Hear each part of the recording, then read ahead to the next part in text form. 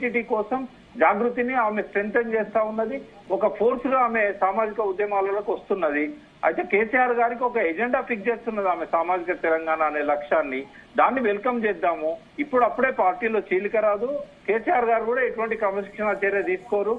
పిలిచి మాట్లాడతారు. ఎవరి దయ్యాలు, ఎవరి మీద నీకు అనుమానం ఉంది, అది నిజంగానేనా ఎంక్వైరీ చేస్తారు, దాన్ని సెటిలైట్ చేస్తారు. అంతేగాని ఇదేదో పెద్ద ఇంకొక పార్టీ రావడానికి కారణం అయిద్దని నేనైతే నార్మల్ గా ఇట్లా మాట్లాడితే ఆయన పిలిచి మాట్లాడేందుకు కూడా ఇష్టపడరు కదా, దగ్గర కూడా రానివారు కదా.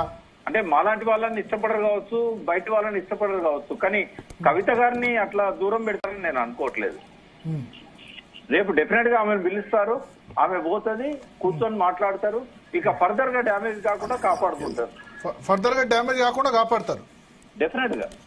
శ్రవణ్ గారు ఫర్దర్ గా డ్యామేజ్ కాకుండా కాపాడుతారా? I'm sure.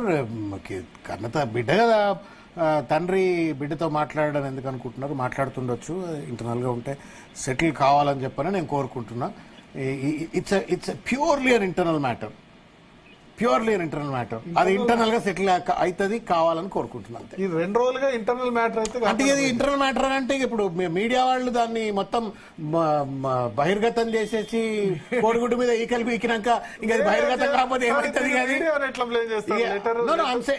ఇంత ఇప్పుడు ఆవిడకు కూడా ఏంటి, ఇప్పుడు మీరు కనుక టీవీలలో బిగ్ టీవీ లీక్ చేయకుండా దీన్ని చర్చలు పెట్టకపోయి ఉంటే ఆవిడ వచ్చి ఆడ ప్రెస్ మీట్ పెట్టి నేను లేఖ రాసిన అని చెప్తుండేనా? దయ్యాలు దేవుళ్ళు మాట్లాడుతుండేనా? ఇది అంటే తిలా పాపం తలా పిడికడు 100 కాంటెక్స్ట్ ఉన్న ఇంట్లో ఇది కొంత I'm sure everybody understands what I mean by.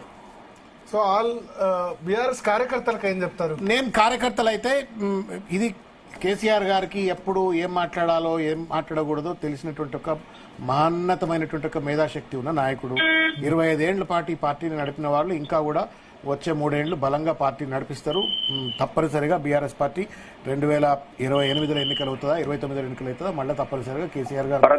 Bharat గారు చెప్పండి. బీఆర్ఎస్ పార్టీని వదిలిపెట్టిపోయిన వాళ్ళు గాని, బహిష్కరించబడ్డ వాళ్ళు గాని మహా నాయకులు ఉన్నారు. నరేంద్ర గారు ఉన్నారు, విజయశాంతి గారు ఉన్నారు, ఇంకా పెద్ద నాయకులు కూడా ఉన్నారు. బట్ ఎవరు కూడా వాళ్ళు ఐసోలేట్ అయ్యారే తప్ప బీఆర్ఎస్ ఏం కాలేదు. బీఆర్ఎస్ స్థిరంగా ఉంది. బీఆర్ఎస్ మళ్ళీ అధికారంలోకి రాబోతున్నది.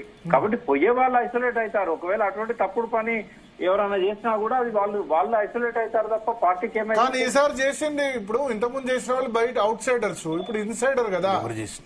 అంటే కొంత చీలిక చాలా చిన్న లెవెల్లో ఉండొచ్చు, పెద్ద లెవెల్లో అయితే ఏముండదు. ఒకవేళ నిజంగానే మనం గాల్లో ఉండి ఆలోచిద్దాం అనుకుందాం, నిజంగానే ఆమె చీలిపోతుంది అనుకుందాం. నాకు తెలిసి నేను మీ ద్వారా కూడా కవిత గారికి అడ్వైజ్ చేస్తున్నా, ఇటువంటి పని చేస్తే మాత్రం ఆమె ఐసోలేట్ అవుతుంది కానీ పార్టీని ఐసోలేట్ చేయలేదు. ఎందుకంటే ఒక ఉద్యమ పునాదుల మీదే పటిష్టంగా నిర్మాణమైన పార్టీ ఇది. 10 ఏళ్ల తెలంగాణ స్వపరిపాలన వెలుగులను విరజిమ్మిన పార్టీ ఇది. దాన్ని ఎవరు బిలిటల్ చేయలేరు, బిడ్డ అయినా చేయలేరు, బయట వాళ్ళైనా చేయలేరు. సో ఇటువంటివి చేస్తే ఆమెకే నష్టం. నేను అందుకే ఆమెకే చెప్తున్నాను మీ ద్వారా. కానీ ఇంతకుముందు అన్నారు మీరు మళ్ళీ పార్టీ పెడితే మీరు మళ్ళీ మంచిదే అన్నా డిఎంకే అంటే స్వయం పాలన ఒక పార్టీ అయితే ఇప్పటికి చెప్తున్నాను నేను, ఇంట్లోకి వెళ్ళి వస్తుందా బయటకు వెళ్ళి వస్తుందా గానీ ఈ జాతీయ పార్టీలు అంటే నాకు ఇష్టం లేదు. అది కాంగ్రెస్ కావచ్చు, బీజేపీ కావచ్చు. ఎందుకంటే తెలంగాణలో నిర్ణయం తీసుకోవాల్సింది తెలంగాణ ప్రజలు గెలిపించిన పార్టీ. కానీ బయట మళ్ళీ అక్కడి నుంచి ఢిల్లీ నుంచి చక్రం తిప్పడం అంటే తెలంగాణ తెచ్చుకొని లాభం లేదు. ఆంధ్ర నుంచి చక్రం తిప్పుతేంది, ఢిల్లీ నుంచి చక్రం తిప్పుతేంది, మాకు అది ఇష్టం లేదు. Okay okay okay thank you V Prakash గారు. శ్రవణ్ గారు మీరు ఏమైనా చెప్పదలుచుకున్నారు? దేర్ ఇస్ నథింగ్ అండి. ఇది సమస్య పోతుంది అని నేను భావిస్తున్నా. కార్యకర్తలు ఎవరు కూడా ఆందోళన చెందొద్దు అని చెప్పి నేను భావిస్తున్నా.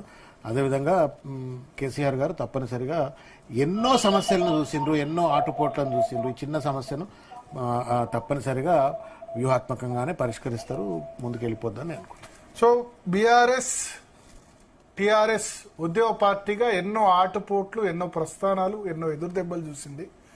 అన్నిట్లో కూడా కేసీఆర్ మళ్ళీ దాన్ని సమర్థంగా ఎదుర్కొని, ఎందుకంటే రాజశేఖర రెడ్డి సమయంలో అనుకోండి, బై ఎలక్షన్ సమయంలో అనుకోండి, మళ్ళీ విజేతగా ఆయన నిలబడ్డ పరిస్థితి ఎన్నో ఎదురు దెబ్బల తర్వాత కూడా. సో ఇప్పుడు వరుసగా చాలా దెబ్బలు తగులుతున్నాయి. అసెంబ్లీ ఎన్నికల్లో ఓటమి, పార్లమెంట్ ఎన్నికల్లో ఓటమి, అంతకుముందు కవిత అరెస్టు, ఇవన్నీ కూడా అసెంబ్లీ ఎన్నికల తర్వాత నుంచి. వాటన్నిటిని ఎదుర్కొని ప్లీనరీ సక్సెస్, సూపర్ సక్సెస్ అనుకుంటున్న తరుణంలో ఆ సమయంలో మళ్ళీ హరీష్ రావు కూడా కేటీఆర్ కు మద్దతు ప్రకటించడం, నాయకత్వానికి ఓకే చెప్పడం, మళ్ళీ ఇప్పుడు ఇంతలో కవిత రూపంలో సమస్య వచ్చింది. దీన్ని కేసీఆర్ ఏ విధంగా ఎదుర్కొంటారు? ఆయన రాజకీయ జీవితంలో చాలా ఆటుపోట్లు ఎదుర్కొన్నారు, బట్ అన్నిటిలో కూడా ఆయన సక్సెస్ అయ్యారు. ఈసారి కుటుంబం నుంచి సమస్య వచ్చింది, ఒక కొత్త సమస్య. దాన్ని కేసీఆర్ ఏ విధంగా ఎదుర్కొంటారు అన్నది చూడాల్సి ఉంది. ఇది వాళ్ళ డీల్నే. Stay tune to Zee Telugu news.